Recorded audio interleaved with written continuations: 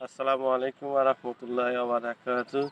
সকাল থেকে দুপুর গড়া এখন বিকাল শেষ মুহূর্তে এসে প্রচণ্ড গরমের মাঝে আমাদের মাঝে আল্লাহর রহমত এসেছে। কিছুক্ষণ সামথিং বৃষ্টি হয়েছে আলহামদুলিল্লাহ। সকলে বলেন আলহামদুলিল্লাহ।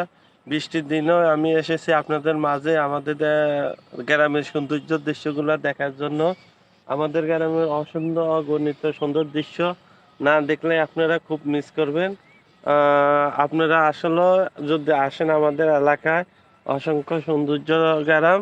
ঠিক আছে? আপনারা দেখতে পারেন এই যে আমাদের মাঠে ঘাটে কি অথচ সুন্দর জিনিসগুলো আছে। আপনারা এদিক সেদিক না যাইয়া আড্ডা দিতে পারেন। বন্ধুদের সাথে গল্প করতে পারেন। বন্ধুদের সাথে গল্প করতে পারেন। এমনকি এখানে আইসা খুব আপনারাও আপনাদের কিছু ভিডিও বানাইতে পারেন। এমনকি বন্ধুদের সাথে ভিডিও কলে বিভিন্ন সেটিং করতে পারেন, কোনো সমস্যা নাই। আর এখানে আসলে আসলে মনটা জুড়ায় যায়। আমি বলতে চাই এখানে আসলে অনেকের মনটা জুড়ে যাবে, কারণ এখানে যে বাতাসগুলো আসতেছে বা গরমের পরে যে একটা ঠান্ডা অনুভব করা যায়, এখানে আসলে আপনার সঠিকভাবে ঠান্ডাতেও অনুভব করতে পারবেন।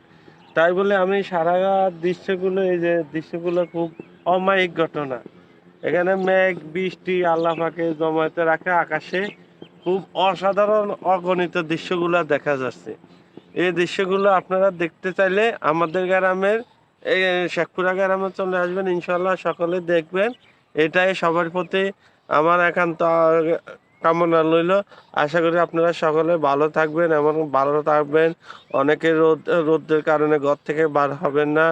ইনশাল্লাহ সবাই আমাদের গ্রামে এখানে আসলে ইনশাল্লাহ শ্যামা পাইবেন, এমনকি অনেক বাতাস পাইবেন।